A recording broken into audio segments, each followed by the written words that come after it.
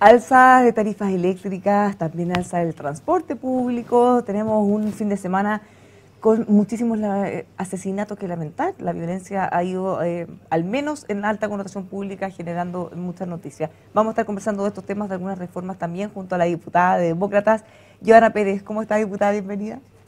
Muchas gracias por la invitación, Bárbara, muy bien. Bueno, temas tenemos muchísimos. Partamos con el alza de las tarifas eléctricas, que nos sorprendemos también con un alza que no estaba considerada, no es parte de todo lo que se estaba discutiendo, y que mediante un decreto que en realidad nadie conocía, ya se implementaron. Muchos pensamos que eso era lo que iba a subir, pero en realidad no, es una previa de la otra. ¿Qué le parece eso? ¿Cómo se ha manejado? Bueno, esto creo que ha tenido muy mal manejo del gobierno, este gobierno que cuando era oposición reclamaba por los abusos de la gran empresa y que hoy día se reproducen y ellos lo reproducen con falta de información, con poca transparencia, y es por eso que nosotros estamos levantando una interpelación que creo que el gobierno lo debe ver como una oportunidad. Si alguien tiene que asumir errores, perfecto, nosotros lo asumimos desde la Cámara que quizás debimos haber rechazado esta ley, pero ¿sabe qué? Lo que habría pasado le habría llevado de un guaracazo a las personas el alza. Y estas alzas que son sistemáticas, ¿cierto? Que primer semestre, segundo semestre este año y después el otro año, que pueden llegar a ser hasta cerca de un 69%, además del 7% normal, que es producto del costo de vida, del alza, de las cosas, viene un alza, todo eso por generación, este sería por distribución, un posible 10%, que ha dicho que en la Comisión Técnica esta semana ni siquiera el ministro dio respuesta si el Banco Central conocía esta cifra para considerarlo dentro de la inflación. Dijo, bueno, pregúnteselo al Banco Central. Entonces, vemos un ministro que no se hace responsable de lo que presenta, no lo sostiene, y hemos entrado en una, yo diría, falta de respeto entre poderes del Estado tremendo.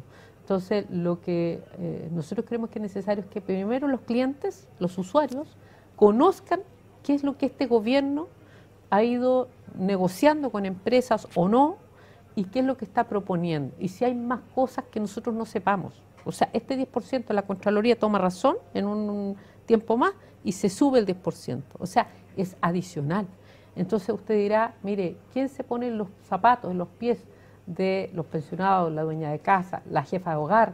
Yo represento a Lota, la provincia de Arauco, usted entenderá que cómo yo le explico. Y si yo le hubiese rechazado esta ley, le llegaba un corte inmediato, entonces, o sea, perdón, le llegaba inmediatamente el alza. Ahora, ¿cómo se entiende? Porque este mismo otro decreto que permitía esa alza, además de la del tarifazo, el ministro dice, bueno, eso está publicado en el diario oficial, como si toda la gente lo leyera, incluyendo a los parlamentarios. ¿Eso queda ahí? Bárbara, por menos, quienes fueron gobierno, o oposición, perdón, cuando iban a cobrarle el medidor inteligente a los usuarios, la izquierda y quienes gobiernan hoy día pidieron la cabeza de la ministra Jiménez y ella se tuvo que ir. Era un medidor inteligente que se iba a poner y que iba a ser parte de la vivienda. Entonces yo digo, de verdad no logro entender, yo diría, el doble estándar, tanto de lado y lado, porque yo tengo hoy día bancada de la oposición que ha sido una oposición bien blanda, porque yo esperaría que todos pusieran las firmas para interpelar al ministro y que dé explicaciones, pero yo también estoy ocupada de las soluciones, por eso está otra diputada demócrata liderando desde la Comisión de Energía y es parte de la Comisión Técnica. Una cosa no quita la otra, pero el gobierno y sus diputados tienen que hacerse responsables también, como lo ha dicho el diputado oficialista, la diputada Riquelme, el diputado Tapia y otros que han estado en una posición muy dura, pero no son capaces de estampar una firma. Entonces yo digo, ¿a quién defienden? ¿Defienden a la gente? ¿Defienden a la ciudadanía? ¿O defienden a un gobierno? ¿O están defendiendo a la industria? Tanto reclamaron por la ley de pesca que era corrupta, y hoy día también puedo tener suspicacias de qué hay detrás de esto.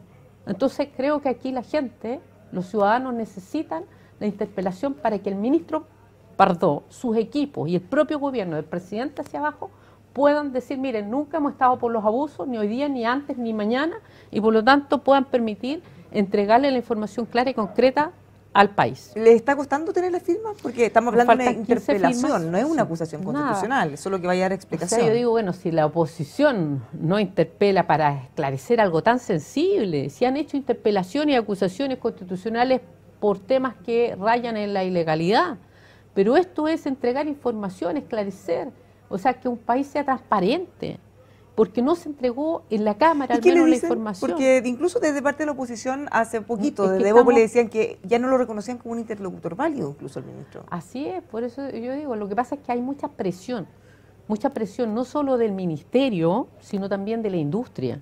Yo lo viví cuando trabajamos la ley anticorte de servicios básicos.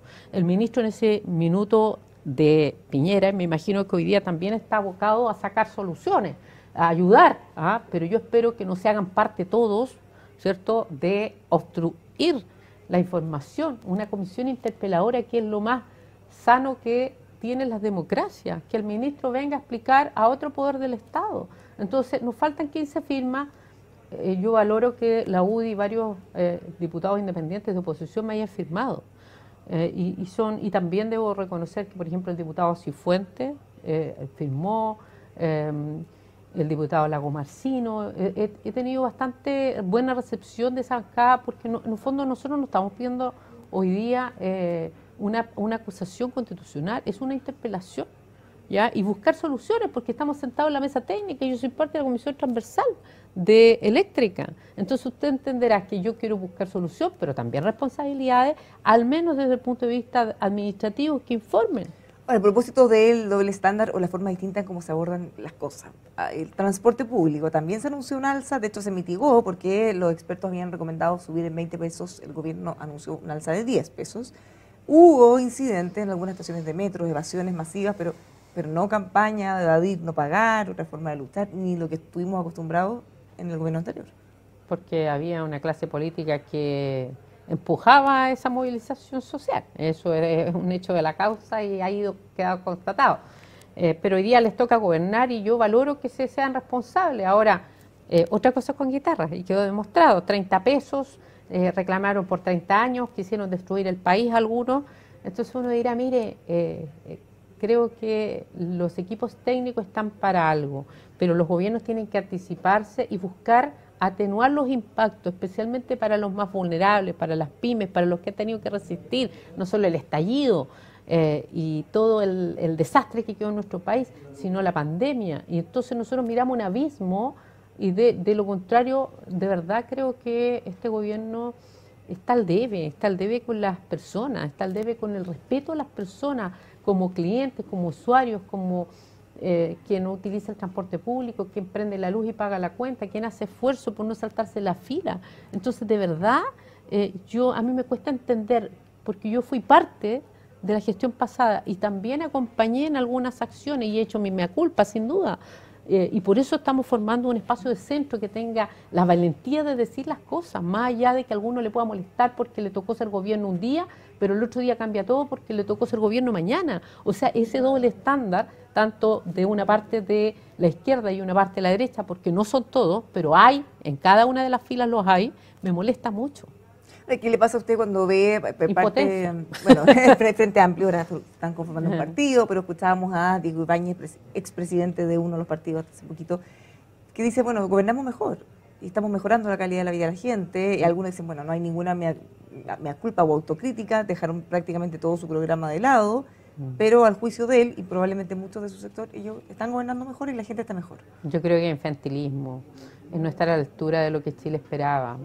Le mintieron a la gente porque le dijeron que iban a cambiar todo y que esto supuestamente se podía y eso es muy difícil, el gobernar, el ser responsable con el país, el tomar las decisiones de manera oportuna, es muy difícil y se necesita también experiencia, cuadros nuevos, técnicos, pero no barrer ni refundar todo como lo querían hacer ellos. Entonces uno dirá, mire, ¿cómo seguimos hacia adelante? Porque tenemos hijos, tenemos personas, tenemos trabajadores, hay personas que les interesa qué vamos a dejar de un Chile para adelante. Entonces, eso es lo preocupante. Hay personas que dicen, mira, nos queda resistir a que termine este gobierno, pero resulta que ellos se comprometieron a mejorar las pensiones y nosotros hemos estado disponibles. Imagínense el diputado Diego Ibáñez, a puertas de entregarle los votos nosotros para la pensión, para la reforma de pensión, él le pega una bancada dialogante, los maltrata, apoyamos igual. Y en materia de la reforma tributaria, o como le llaman ellos, ¿cierto?, el pacto tributario, hemos estado totalmente disponibles a dialogar, pero a veces quedamos de verdad sorprendidos con el doble estándar. Ellos hablaban de un estándar ético, moral distinto, y ahí vemos lo que ha pasado con el caso Fundaciones. Y lo otro, la democracia. Si la democracia, los derechos humanos se defienden siempre, vemos lo que pasó con el caso Ojeda, nadie dice nada, entran y salen, afectando nuestra soberanía. Aquí parece que no tuviéramos un ministerio encargado de cuidar nuestra soberanía, de dar respuestas también en un contexto internacional que es el refugio, cómo se lleva un refugio para que no quedemos mal a nivel internacional. Entonces es preocupante y uno quiere ser más positiva. Se ha insistido en que en Chile es un país seguro, que el refugio político es seguro, pero tenemos a una persona que estaba refugiada y la asesinaron. Así o sea, yo creo que es como difícil de entender afirmar que es seguro si ya conocemos un desenlace. El gobierno y el Ministerio del Interior han sido tremendamente complacientes con sus cifras, con los datos, con la forma de llevar, y la sensación de seguridad es más que eso. Hay seguridad día a día. Las cifras han mejorado niños, en la Araucanía, acá los asesinatos. Bueno, pero uno ve las noticias, más allá del número, cuando uno ve que asesinan a 4 jóvenes menores de edad en un lado, que encuentran un auto quemado a otro. Hubo harto incidente este fin de semana. Muchos. Y sin considerar, por ejemplo, yo represento Cañete y hace meses que no tenemos información de nuestra policía, de la fiscalía, qué sucedió con los 3 carabineros. Yo hablé con el fiscal nacional y le dije, mire, tenemos una tremenda preocupación de que hasta la fecha no tenemos justicia. ¿Qué le informamos a esa familia, a la comunidad de Cañete y de Arauco, de la macrozona, que vive ahí, que por desplazamientos forzados han tenido que irse porque son amenazados? Entonces, parece que no se tuviera realidad de lo que pasa en el país, lo que pasa en el sistema en el norte, en nuestra frontera. Entonces, uno dirá, mire, nosotros hemos levantado muchas leyes, pero no basta. Para eso hay que ejecutar leyes y para eso se necesita un ejecutivo empoderado, pero que también tenga autocrítica, porque de lo contrario, de verdad, este gobierno va a pasar en la historia como el peor de los gobiernos y que se quedó en compromisos, en promesas, que defraudó a quienes confiaron en ellos, y creo que la demanda social que viene, el desprestigio, el descrédito, creo que va a ser tremendo. Entonces todos somos responsables de aquello, de enfrentar lo que viene, más que viviendo el presente, que ha sido difícil correr las barreras en materia de seguridad, hacerle entender lo que pasa en el país con las pymes, con el crecimiento, el desarrollo, pero cuesta. Bueno, a propósito de leyes, el CERVEL había solicitado que las votaciones en las próximas elecciones fueran en 2 días, porque íbamos a tener muchos votos, muchos candidatos, difícil de doblar, y ahora terminamos con un voto obligatorio, no obligatorio, sin multa. Ahora tenemos proyectos en paralelo que los extranjeros no puedan votar en ciertas elecciones. Todo sorprende, Bárbara. Terminamos con que se va a presentar un veto, pero se va a dejar de fuera a los residentes extranjeros que no hayan regularizado, que no sean ciudadanos. No va a tener multa. Bárbara, ¿Qué pasó con este debate? ¿Por qué terminamos hablando de esto? Sí, bueno, ha sido lamentable. Aquí hay un mandato constitucional. Yo soy autora de la reforma constitucional del 2020, 2019, después se rechazó, después la ingresamos, el voto obligatorio, junto a otros diputados, son 2 mociones, pero lamentablemente acá no se quiere decir, si no se quiere un voto obligatorio, porque en el plebiscito a la izquierda y centro izquierda le fue muy mal. Pero lo querían, porque de hecho uno mira los tweets. La mayoría de los votos estaban ahí. Claro, uno ve los tweets de me pusieron firma. Entonces, diputados pero después se dieron cuenta que no les servía. Claro, uno puede ver tweets encarando a la derecha por negarse, y ahora tienen una postura totalmente distinta. Lo malo, Bárbara, es que esto tiene muchos episodios, esta película, y muchas volteretas de lado y lado. No olvidemos que la primera materia de la reforma constitucional, el gobierno de Piñera estaba convencido, y después los propios parlamentarios de ese minuto bajaron algunos votos. Lo volvimos a ingresar, logramos sacarlo. 2022 se mandó esta reforma a ley y ya se promulgó, reforma constitucional. Pero pasó 1 año y medio que nadie hizo nada en el Senado, porque ahí había un compromiso con la Cámara, porque el Senado siempre dice, mire, ustedes se llevan el voto obligatorio, pero nosotros sacamos la ley. Y sacaron muchas cosas, que iba la multa en el nuestro, iba quienes se exceptuaban, y el Senado lo sacó y dejó solo voto obligatorio. Pero y en ese minuto Elizalde, que hoy día es ministro de SECPRES, era presidente del Senado. Y él se comprometió a sacar esto. Nunca lo sacaron, ya nunca lo avanzaron.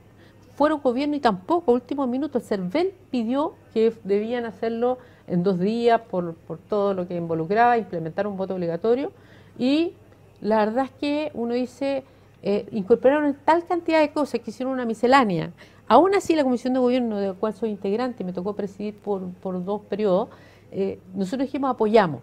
El Senado se demoró como 4 meses, nosotros nos demoramos una semana y logramos sacar ese proyecto rechazándole el monto, porque el Partido Socialista no lo dice en el Senado. La propia presidenta del Partido Socialista no quería rebajar las plata. Después inventaron lo de los extranjeros, como si nuestro país no fuera un país de personas, de migrantes. ¿Pero qué tiene que ver? Porque una cosa es porque extender la jornada. El baile de las máscaras, porque no dicen que no quieren rebajarse las platas. Estamos en una situación compleja. Si nosotros destináramos esas platas, 30.000, 40.000 millones de pesos a subsidio eléctrico, pero nadie lo dice, no hay liderazgos de este gobierno en decir, mire, esta plata la necesitamos para estos temas. Entonces juegan al baile de las máscaras para meter varias cosas y que salga una cosa trucha y finalmente nos hagamos los locos con la rebaja de las plata. La idea es que se caiga todo en el fondo. Yo creo que eso es lo que buscan, pero el gobierno tiene una obligación y la ministra toda lo dijo y yo confío en ella, que iba a presentar un veto, que nos íbamos a tener un voto obligatorio.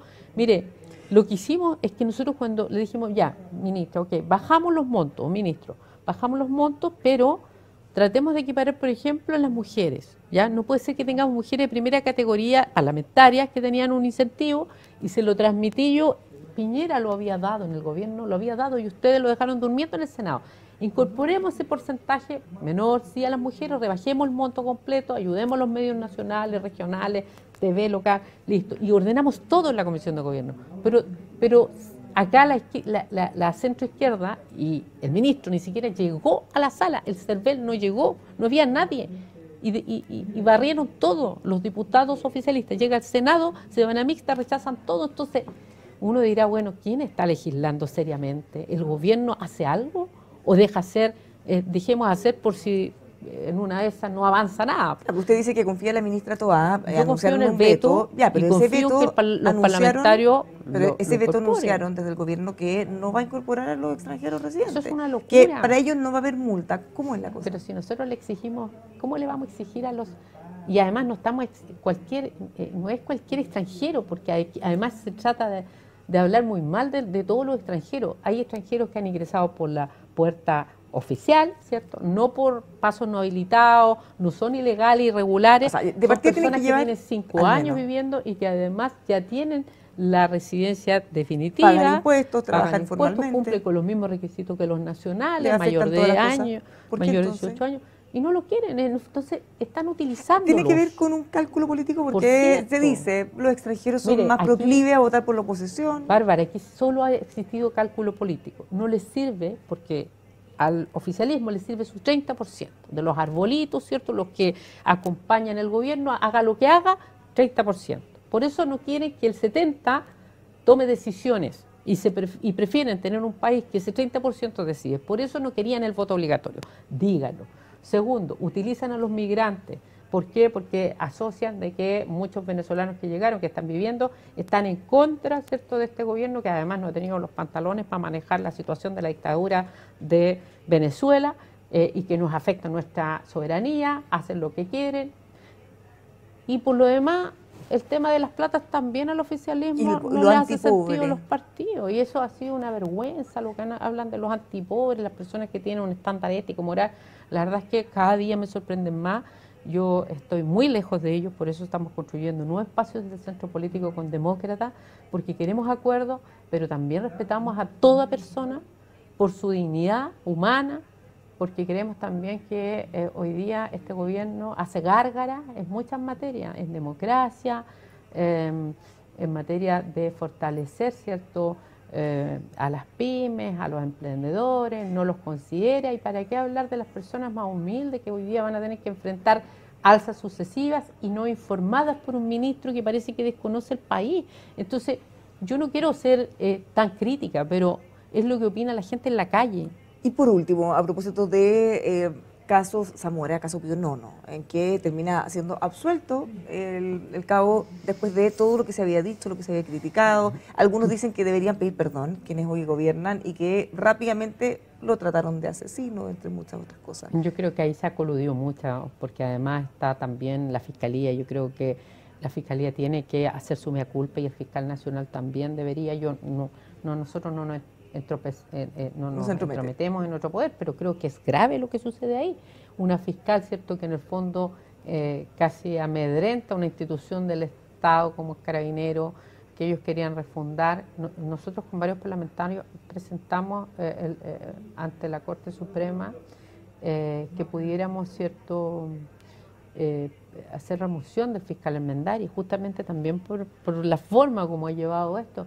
Y por eso creo que se hace necesario revisar. Mire, yo creo que vale más la pena que nos pongamos colorados una vez y que pidamos disculpas, perdón y asumamos autocrítica de los errores que cometimos en un tiempo oscuro del octubrismo, ¿ya? Pero mirar hacia adelante, tener posibilidad de decirle a la gente, usted tiene futuro, el país lo vamos a parar entre todos y vamos a salir adelante. En muchas materias, en seguridad, en reactivación, en materia de democracia. Entonces, creo que eso ha faltado al oficialismo. Nosotros lo hemos hecho, lo hemos conversado, pero creo que aquí falta altura, altura país de un gobierno, de los gobernantes de este tiempo, ¿ah? La nueva generación que llegó con tantas ganas y que sin duda nosotros también observábamos, pero que creo que no han estado a la altura de lo que el país necesita. Diputada, muchas gracias por conversar con nosotros. Gracias, Bárbara. Gracias. Los dejamos invitados a que sigan informándose con nosotros aquí en emol.com.